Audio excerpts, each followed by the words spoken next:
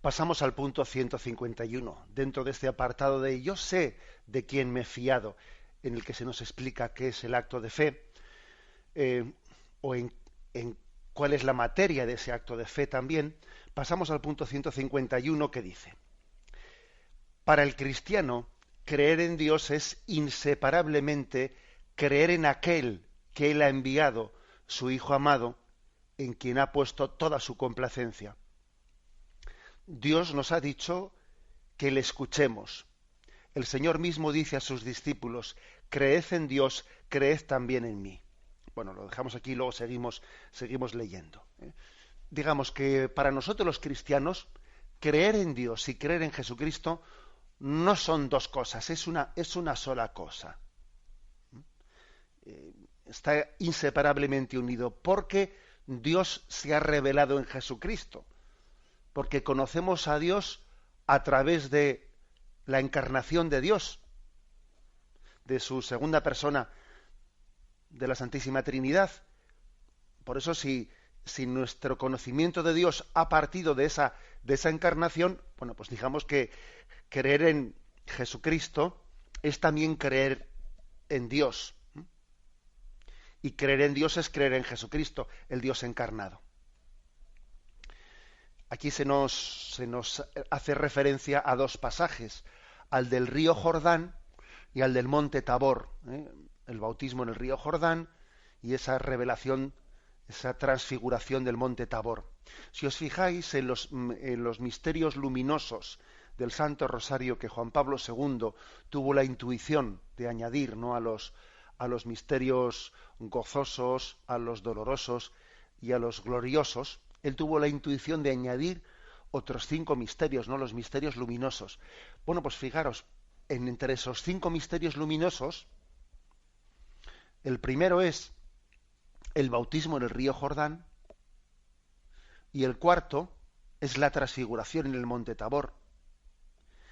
Entonces, la elección de esos 5 misterios luminosos es muy interesante. Conviene fijarse por qué Juan Pablo II eligió esos 5 misterios luminosos.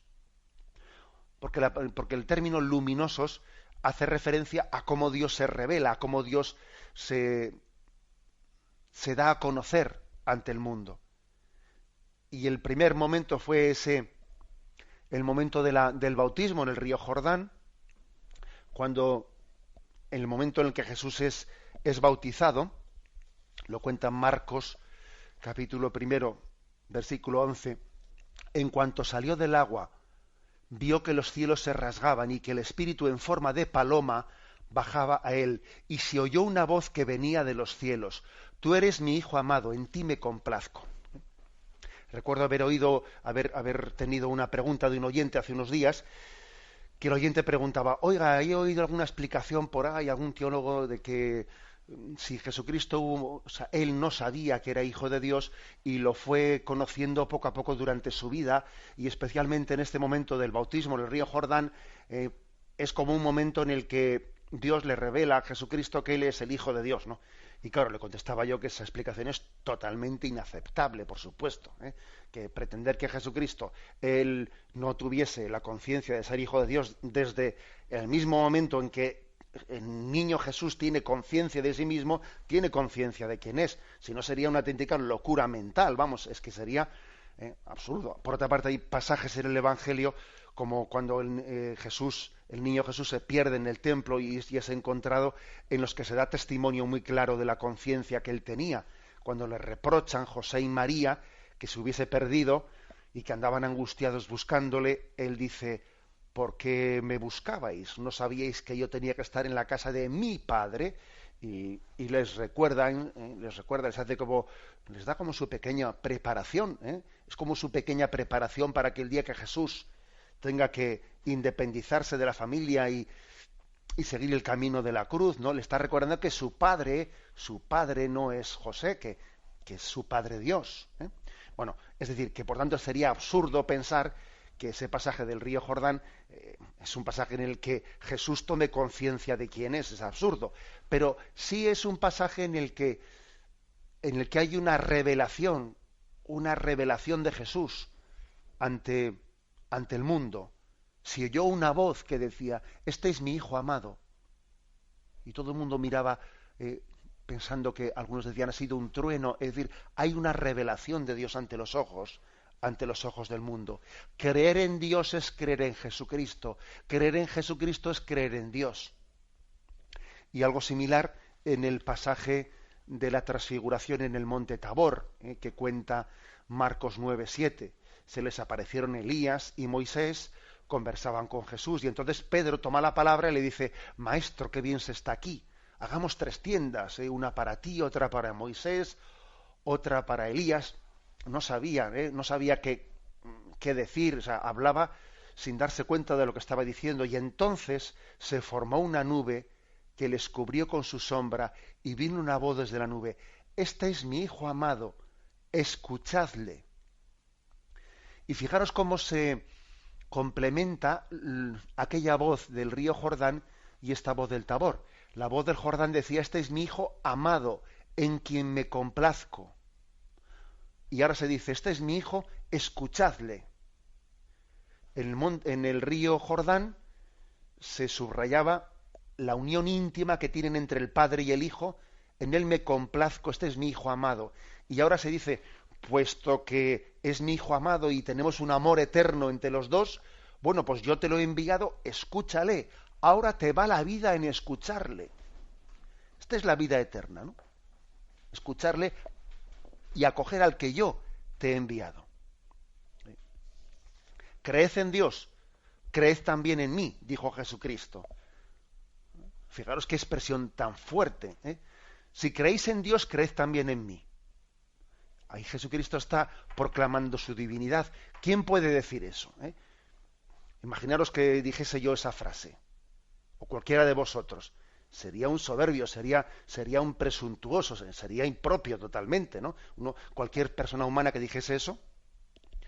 El otro día me contaron una anécdota que estaba pues una persona, un conocido en la capilla ante el Señor, y entonces estaba él solo, y entra un conocido suyo, y después de hacer la genuflexión, como estaban los dos solos en la capilla, eran conocidos, pues el que estaba en la capilla le dice al otro, hola, buenos días, le dice, ya ves que estoy en buena compañía, porque ahora estaba con el Señor, ya ves que estoy en buena compañía, y el que ha entrado le dice, hombre, también está él, por Jesús, ¿no? También está él en buena compañía contigo.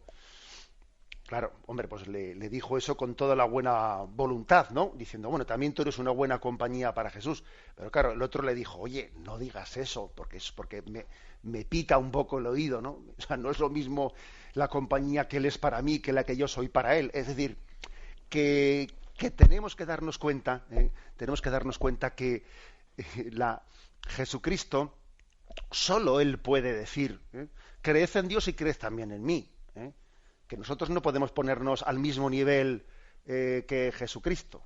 O sea, que sería una soberbia tremenda el pronunciar por nuestra parte, sin tener esa condición divina, las mismas frases, ¿no? La misma frase que Jesús pronunció en su revelación como ser el Hijo único del Padre.